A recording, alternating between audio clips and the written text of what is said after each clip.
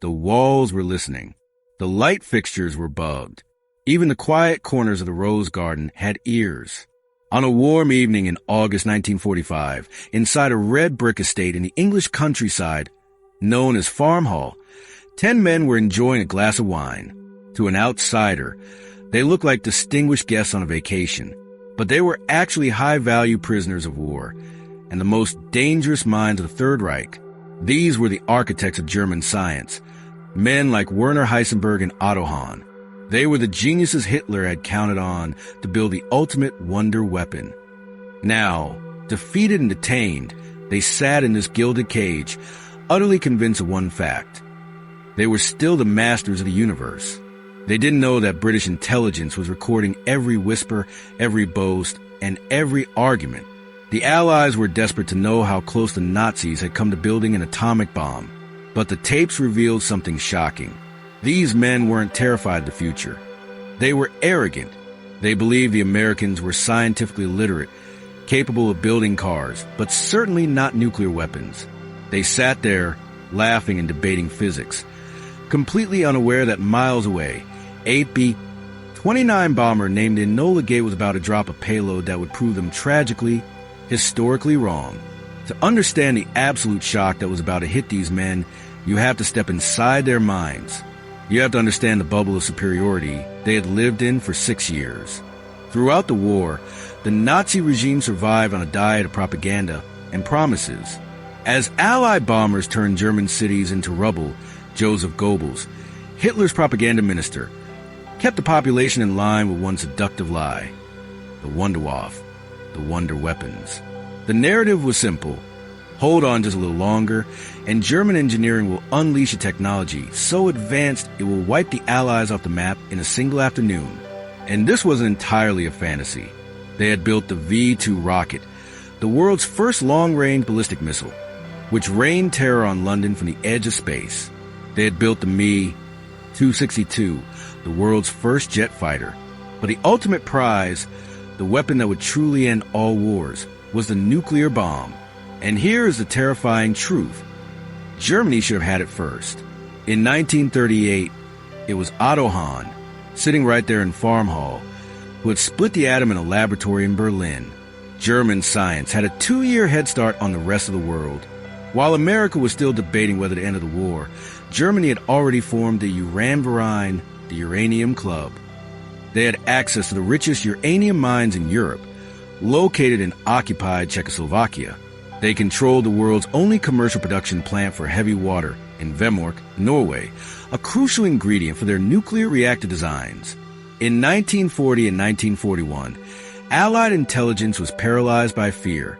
They assumed Hitler had a nuclear device in development that was nearing completion. So what went wrong? Why were these geniuses sitting in an English estate in 1945 with nothing to show for it? The German nuclear project died a death of 1,000 cuts. First, there was the sabotage. In one of the most daring missions of the war, Norwegian commandos destroyed the heavy water stocks at Vemork, crippling the German supply chain. Second, there was the chaos of the Nazi state. Unlike the American Manhattan Project, which was a unified, industrial juggernaut under military control, the German effort was fractured. Different scientists competed for scraps of funding, and Hitler, obsessed with weapons that went bang immediately, lost interest in a project that might take years to bear fruit. But the biggest obstacle wasn't the Allies, and it wasn't Hitler. It was the scientists themselves.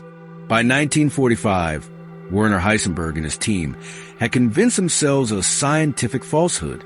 Through a series of miscalculations, Heisenberg had estimated that the critical mass of uranium-235 needed to create an explosion was massive, literally tons of material. In reality, you only needed about 50 to 60 kilograms, an amount roughly the size of grapefruit. Because of this math error, they believed that building a bomb was an industrial impossibility. They thought that no nation on Earth, not even the United States with its vast factories, could enrich tons of uranium before the war ended. So, they stopped trying to build a bomb and focused entirely on building a nuclear engine, a reactor to power ships. This belief became their security blanket. At Farm Hall, captured on those hidden microphones, you can hear the breathtaking arrogance. They discussed the Americans with a mix of pity and disdain. In their eyes, Americans were great at mass production. They could build excellent Fords, radios, and canned rations, but they lacked the soul for high-level physics. Heisenberg was recorded saying that he didn't believe the Americans had the competence to solve the physics problems that had stumped him. They reasoned that the great Professor Heisenberg couldn't do it. Then a group of disorganized Americans certainly couldn't. This arrogance was their shield. As they sat in captivity, stripped of their titles and their laboratories, they clung to one last source of pride. They were the smartest men in the room. They believed the Allies were merely dabbling in nuclear science, perhaps 10 years behind the German schedule. They slept soundly at night, confident that while they had lost the war of armies, they were still winning the war of intellect. They were the masters of the atomic universe, and the Americans were just children playing with blocks. They had no idea that the children had already built the sun. The evening of August 6, 1945, began like any other in the forced retirement of Farm Hall. Outside, the British summer was in full bloom. Inside, the internees were preparing for dinner. The routine was comfortable, almost boring. There was no sign that the world outside had fundamentally changed, or that the history of warfare had just been rewritten in a flash of blinding light over Japan.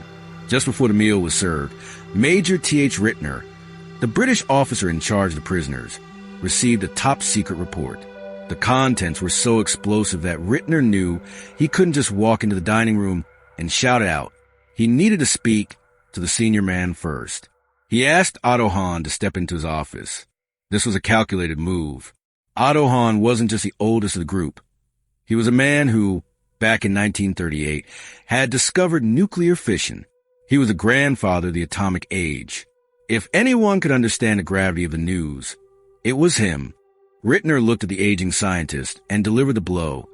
The Americans had dropped a new kind of bomb on the Japanese city of Hiroshima.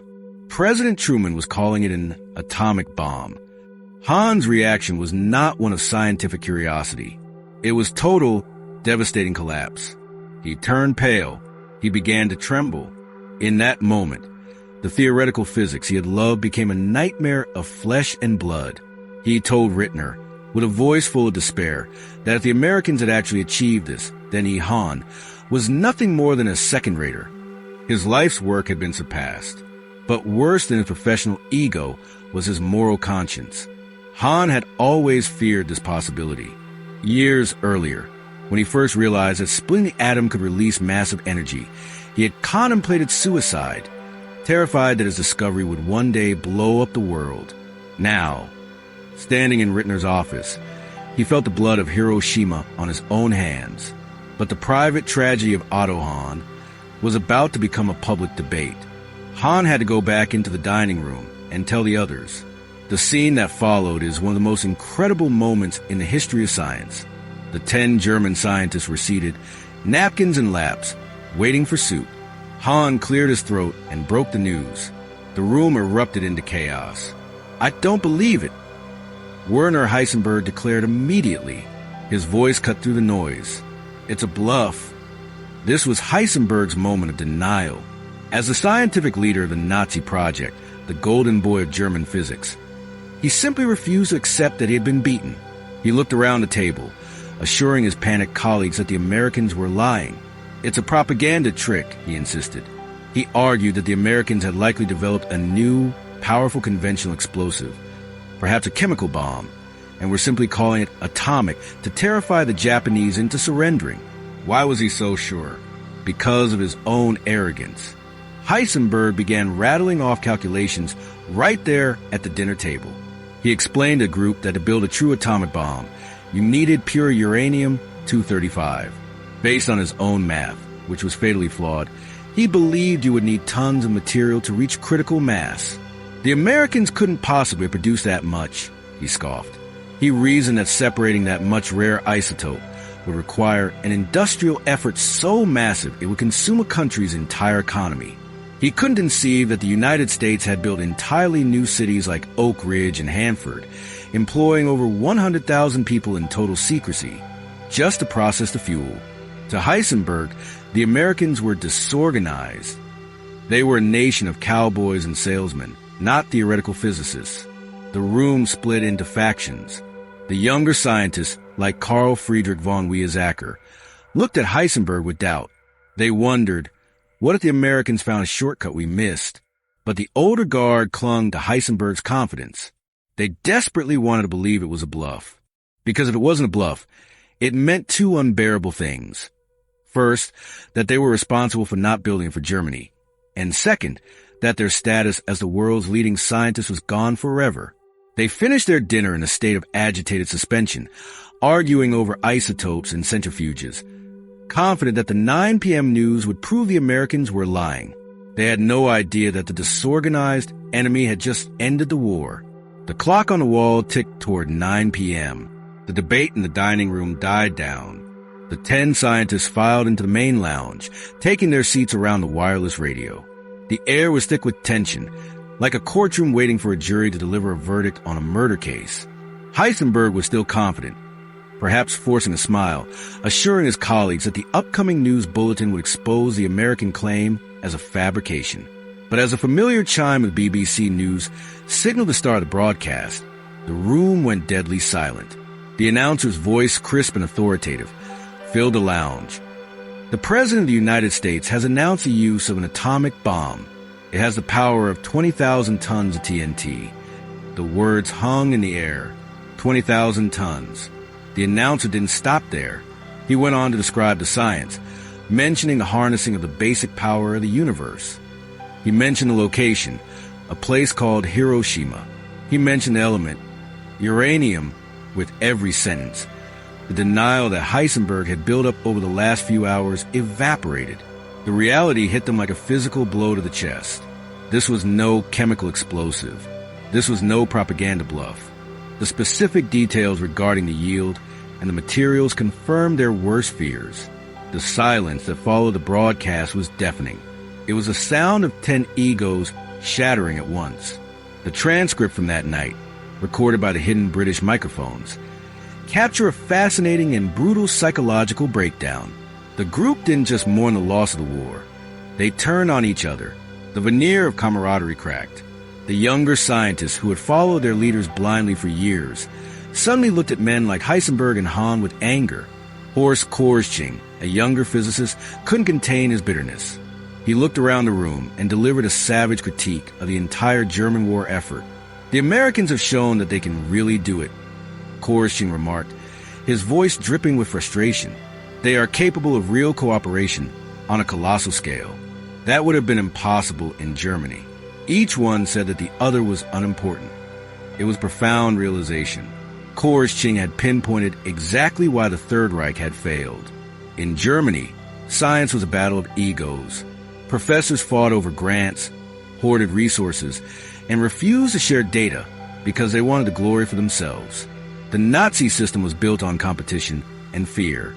But the Americans? The broadcast revealed that the U.S. had built an entire secret empire. They hadn't just built a bomb. They had constructed hidden cities like Oak Ridge and Los Alamos. They had employed over 100,000 people, mechanics, secretaries, engineers, physicists, and spent $2 billion, all without a single word leaking to the Germans. The German scientists realized they hadn't been beaten by a better formula on a chalkboard. They had been beaten by the overwhelming power of American logistics and democracy. The secret superweapon wasn't just a gadget dropped on Japan. It was the American ability to work together toward a single, impossible goal. The humiliation of Werner Heisenberg was complete. Just hours earlier, he had been lecturing the room on why the bomb was chemically impossible, acting the part of the wise teacher. Now, he looked like a fool. He had to admit, in front of the subordinates, that he had made a catastrophic error. He had assumed that you needed tons of uranium-235 to create a chain reaction. Because of that assumption, he had told the Nazi high command that a bomb was too heavy to carry on a plane. He was wrong. The Americans had proven that you only needed a subcritical mass the size of a grapefruit.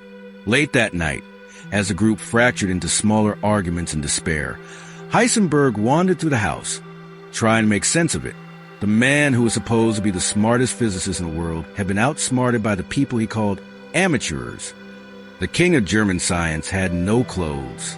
The war was over, and in the race for the ultimate power, they hadn't just finished second, They hadn't even finished the race. In the days that followed the broadcast, the atmosphere inside Farm Hall curdled. The summer sun still shone on the rose gardens, but inside the house, the mood had turned funereal. The arrogance that had defined these men for 6 years was gone, replaced by a mixture of terror, shame, and frantic self-preservation. The immediate concern was for Otto Hahn. The man who had discovered fission was spiraling into a deep, dark depression. He felt a profound sense of personal responsibility for the 100,000 souls vaporized in Japan.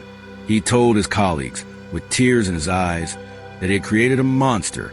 The British guards were actually placed on high alert, a suicide watch, fearing that the distraught scientist might try to hurt himself. Major Rittner noted in his diary that Hahn was completely shattered. But while Hahn wrestled with his conscience, the other scientists were wrestling with their reputations. They realized they were in a trap. If they admitted they tried to build a bomb and failed, they would be branded as incompetent hacks who were bested by the Americans. But if they admitted they could have built the bomb, they might be tried as war criminals for aiding Hitler. So, under the leadership of Carl Friedrich von Weizsäcker, they began to draft a new narrative. It was a clever, seductive lie that historians call the Lessart diversion. They began to tell each other, and the microphones they didn't know were there, that they had never really intended to give Hitler the bomb. They claimed that they had dragged their feet on purpose, sabotaging the project from the inside to save the world from Nazi nuclear domination. They tried to frame their scientific failure as a moral victory. History will record, Weizsäcker said, that the Americans and the English made a bomb, and that at the same time the Germans, under the Hitler regime, produced a workable engine.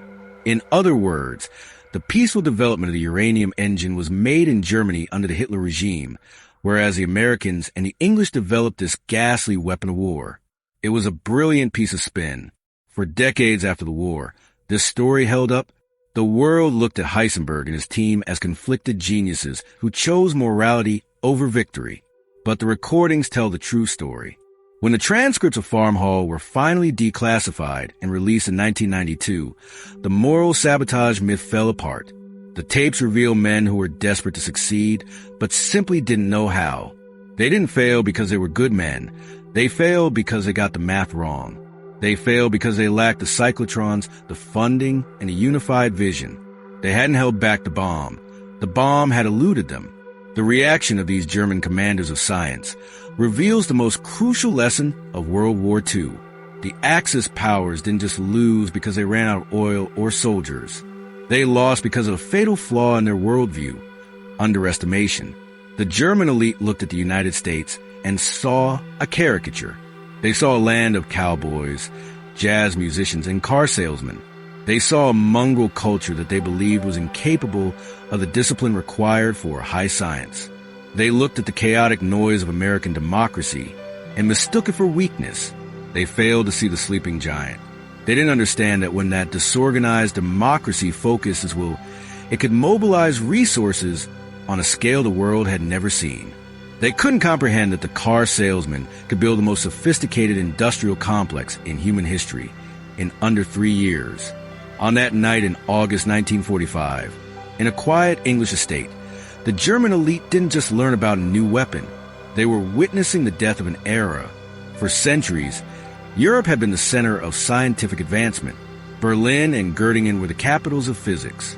But as the news of Hiroshima echoed to the halls of their prison, the center of gravity shifted instantly and permanently. The torch of power had passed across the Atlantic, carried by the terrifying, blinding glow of the atomic age. The cowboys had harnessed the sun, and the old masters were left in the dark, wondering how they had been left behind by history. The tapes from Farm Hall prove that in war, arrogance is just as dangerous as ignorance. The Germans thought they were unrivaled, but they were already obsolete. If you enjoyed this look into the hidden side of World War II, please hit that like button. It really helps the channel. And for more stories about secret weapons, forgotten battles, and the people who fought them, make sure to subscribe to The Last Offensive. I'll see you in the next one.